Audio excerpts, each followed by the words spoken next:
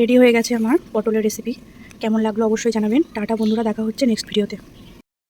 নমস্কার বন্ধুরা, প্রিয়াঙ্কার রান্নাঘরে সবাইকে স্বাগত।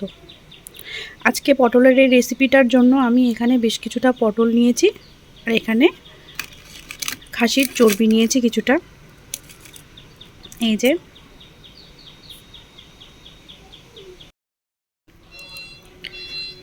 এখানে বেশ একটা বড় সাইজ পেঁয়াজ কুচি করে নিয়েছি, একটা টমেটো কুচি করে নিয়েছি, 6-7টা কাঁচা লঙ্কা নিয়েছি, অল্প একটু আদা কুচি করে নিয়েছি, 10-12টা রসুন কোয়া নিয়েছি। এখন একটা পেস্ট বানিয়ে নেব। মিক্সারের বাটিতে আমি এখন রসুন কুচিগুলো দিয়ে দেব।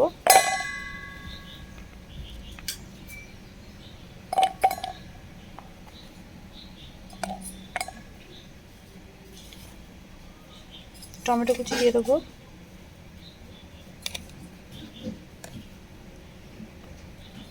আদা কুচি দিয়ে দিলাম, কাঁচা লঙ্কা দিয়ে দিলাম, দিয়ে একটু জল দিয়ে আমি একটা পেস্ট বানিয়ে নেব। এখানে আমি পটলগুলো কেটে নিয়েছি, ধুয়ে পরিষ্কার করে নিয়েছি, একটা গোটা সাইজ আলু ছোট করে কেটে নিয়েছি। এখন আমি এগুলো ভেজে নেব। কড়াইতে তেল গরম হয়ে গেছে, এখন আমি পটলগুলো ভেজে নেব।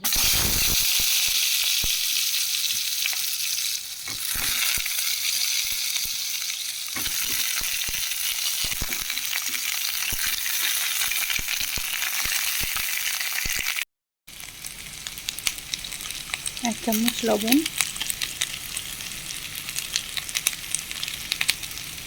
এক চামচ হলুদ গুঁড়ো দিয়ে নেড়ে নেড়ে ভালো করে ভেজে নেব।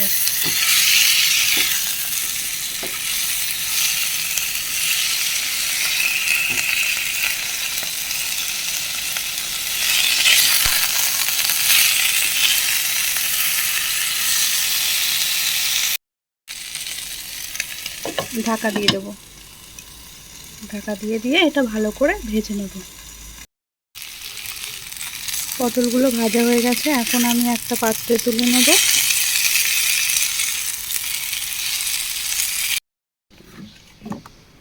একইভাবে আলুগুলো ভেজে নেব।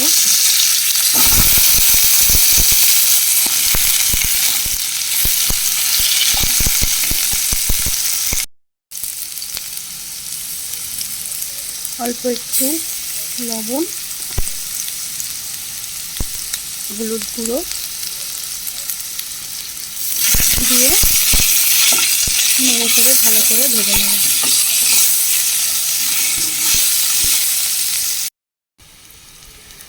আলুগুলো লাল করে ভেজে নিয়েছি, এবার আলুগুলো তুলে নেব। তেল গরম হয়ে গেছে, ফোড়নে আমি একটা শুকনো লঙ্কা দিয়ে দিলাম, কুচি করে রাখা পেঁয়াজগুলো দিয়ে দিয়েছি।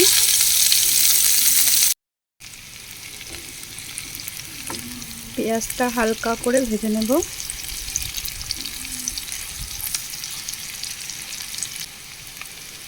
এর মধ্যে পেস্ট করে রাখা মশলাটা দিয়ে দিলাম।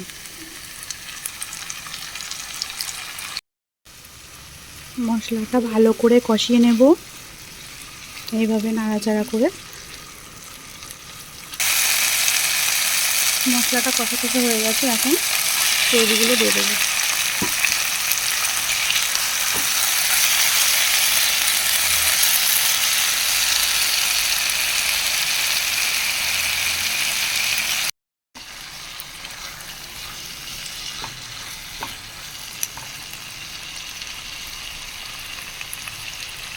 এক চামচ লবণ, এক চামচ হলুদ,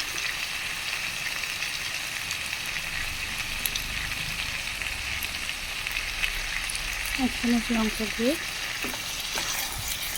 দিয়ে ভালো করে কষিয়ে নেব।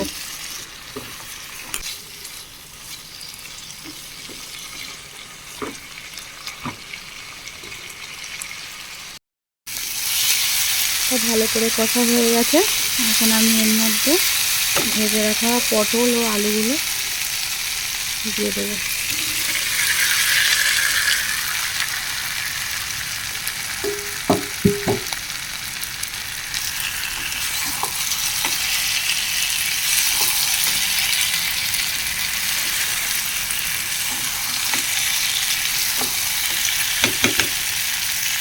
কষানো রেডি হয়ে গেছে। এখন আমি এর মধ্যে একটু জল অ্যাড করে দেবো। একটু গরম জল দিয়েছি।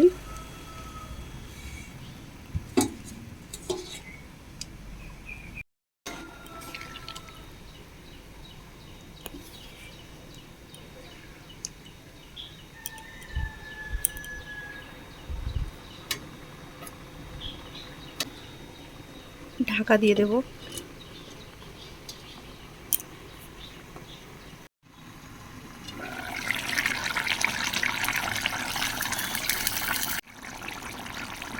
ঝোল ফুটছে, এর মধ্যে আমি 1 চামচ জিরে গুঁড়ো দিয়ে দিলাম।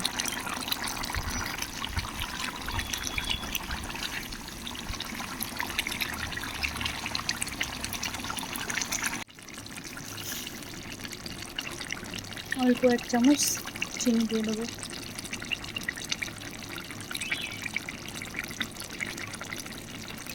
চিনি দেওয়ার পরে এটা ভালো করে মিশিয়ে নেব। প্রায় হয়ে এসেছে, আর একটু ফুটিয়ে নামিয়ে দেবো। রেডি হয়ে গেছে আমার পটলের রেসিপি। এবার 1/2 চামচ গরম মশলা মিশিয়ে দিয়ে গ্যাসের ফ্লেম অফ করে দেবো। রেডি হয়ে গেছে আমার পটলের রেসিপি। কেমন লাগলো অবশ্যই জানাবেন। টাটা বন্ধুরা, দেখা হচ্ছে নেক্সট ভিডিওতে।